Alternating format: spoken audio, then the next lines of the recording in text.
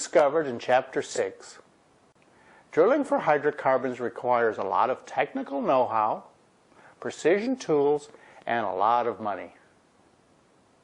It is dirty, it is dangerous, but we still do it. Although there is no guarantee we'll find hydrocarbons. But then again, we might. Drilling, although technically challenging, just creates a hole in the crust. In this chapter, we need to evaluate that hole to determine if that well will be a commercial oil or gas well or just another dry hole. We'll describe how we measure, sample, and test the actual rock formations and their properties at the various depths of the hole as we drill downward. We'll show how we are able to use these measurements, samples, and test evaluations at different stages and depths of the drilling program to help us identify any reservoir rock that is present. Once identified, we'll add this information to the mud log as we drill, and then compile another more detailed electronic log after TD or total depth has been achieved. Along the way, we'll continue collecting samples and performing tests that help us determine the porosity, the permeability, and saturation, or types of fluid, present in that rock.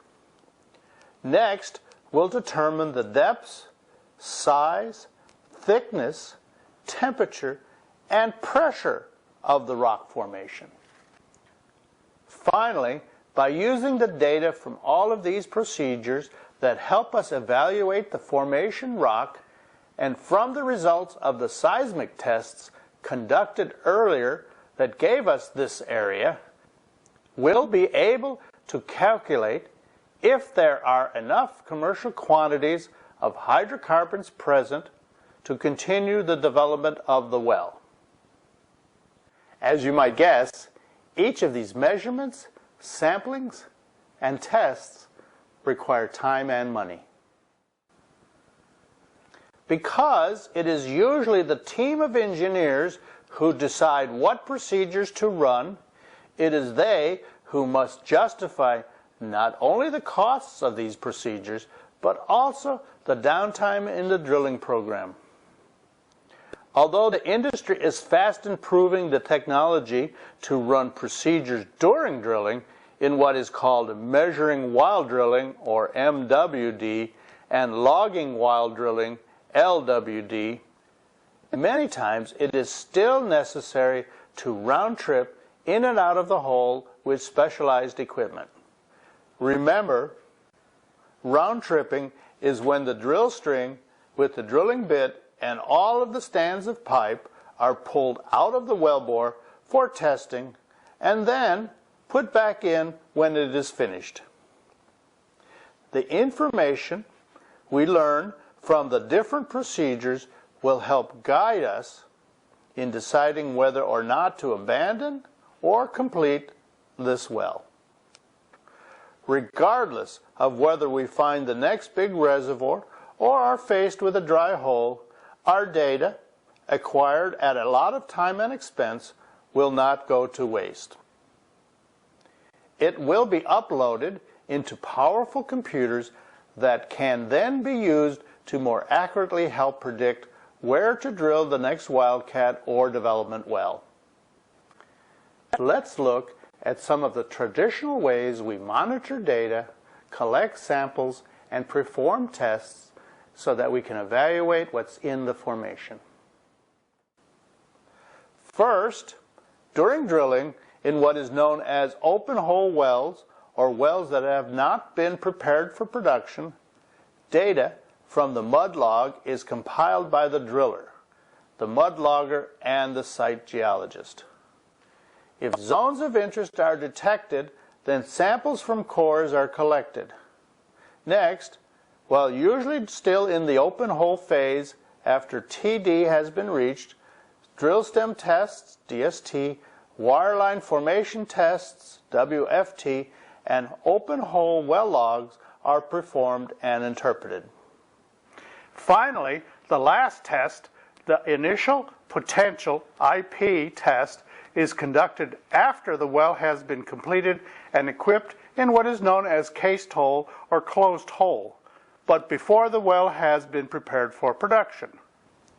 This very important test allows reservoir fluid volumes or flows and pressure measurements to be accurately determined.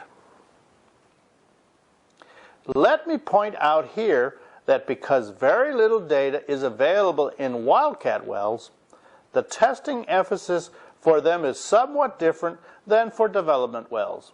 For example, in wildcat wells, more core samples are collected to help identify rock formation, while in development wells, more drill stem tests help identify the various target zones and their characteristics.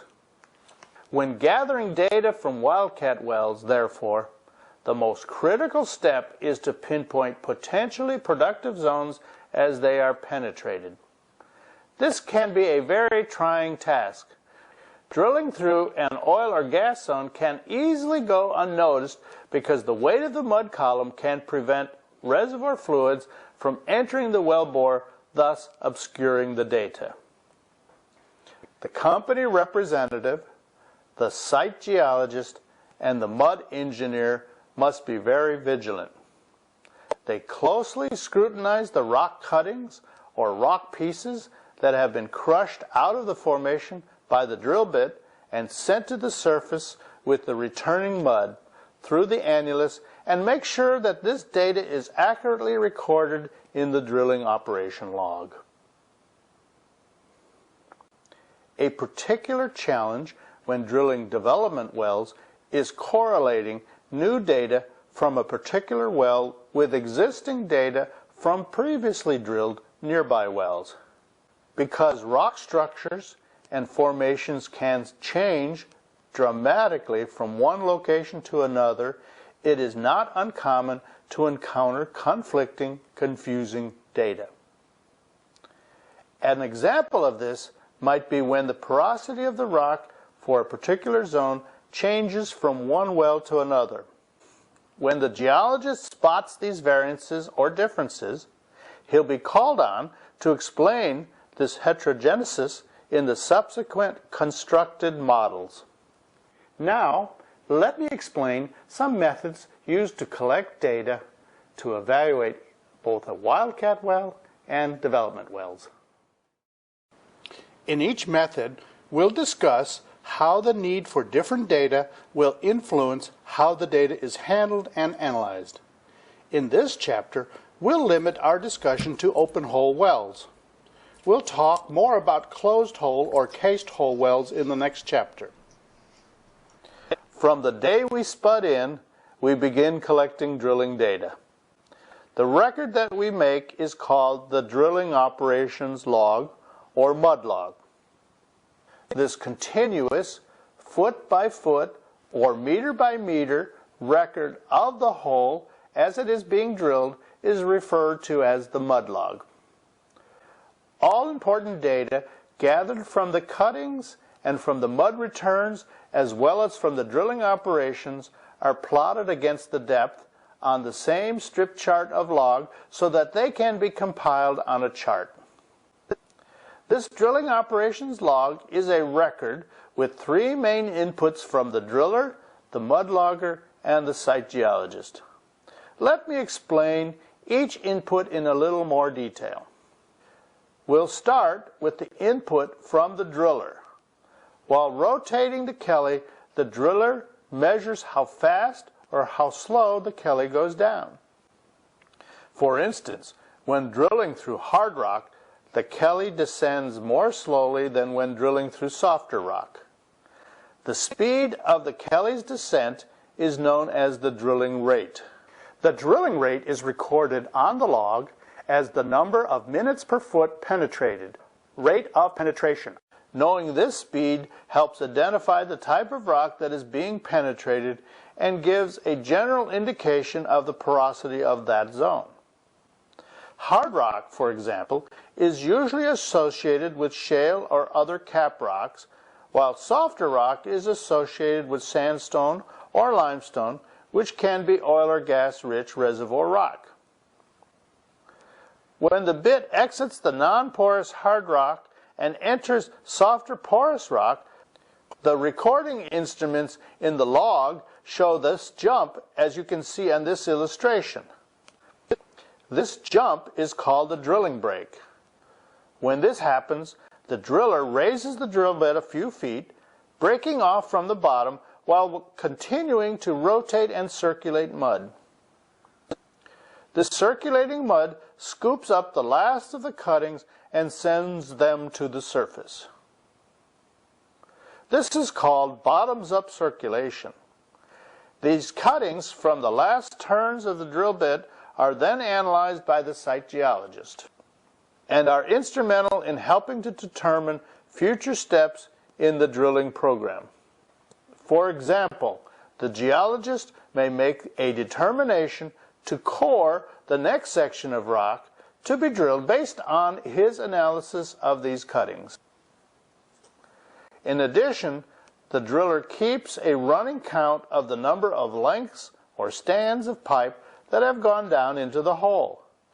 Using pipe stand measurements to determine exactly at which depths different types of rocks are encountered, the driller can provide the data that allows the depths and the thickness of hard and soft rock to be tabulated. The next input is information about the mud compiled by the mud logger. His job is to constantly monitor the mud for oil and gas shows. He does this in a variety of ways. In addition to checking for any oil shows that may have migrated to the surface with the mud or that floats in the mud pit, he also exposes mud samples to ultraviolet light that will show fluorescence if oil is present. With gas, he is looking for gas shows that bubble out of the mud at the surface. Not only is he on the lookout for potentially hazardous kicks, which is gas that has entered the wellbore from the formation, he also uses a gas chromatograph to spot signs of gas that can be measured as they are released from the pores of the rock as it is drilled.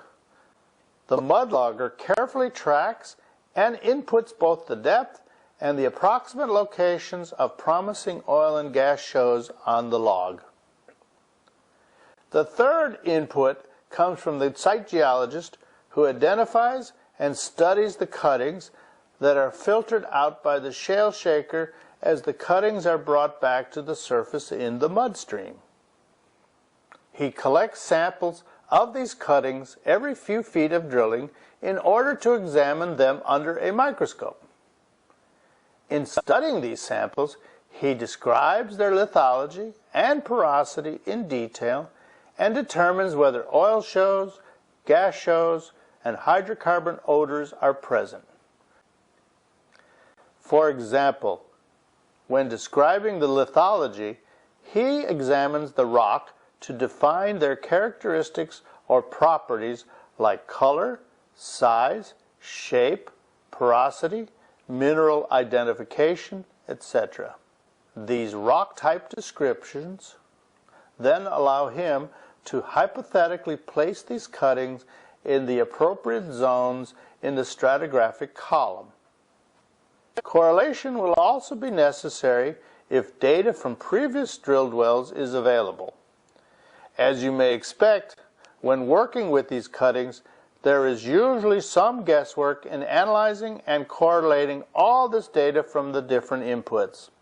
This guesswork, in fact, can lead to errors or miscalculations in depicting the various compositions of the layers and their depths in the stratigraphic column on the mud log.